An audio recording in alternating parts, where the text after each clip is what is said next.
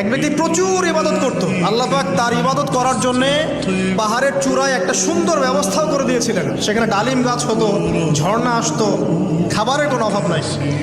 হাদিস এসেছে 500 বছর সে ইবাদত করেছে। কত বছর?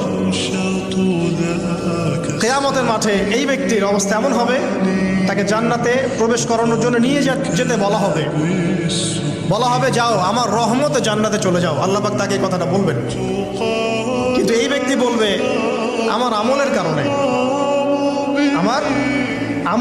আল্লাহ পাক বলবেন আমার রহমতে জান্নাতে চলে যাও। ব্যক্তি বলবে আমার আমলের কারণে। আল্লাহ রাব্বুল আলামিন তখন তাকে দেওয়া সমস্ত নেয়ামতগুলোকে এক পাল্লায় করবেন, আর তার সমস্ত আমলকে আরেক পাল্লায় করবেন। একটা চোখের যে নেয়ামত আল্লাহ পাকের, সমস্ত আমল ও 500 বছরের ইবাদত এতটুকু হয়নি। তারপর তাকে বলা হবে ওকে জাহান্নামে নিয়ে যাও। এবার জাহান্নামে যাওয়ার সময় সে বলবে আল্লাহ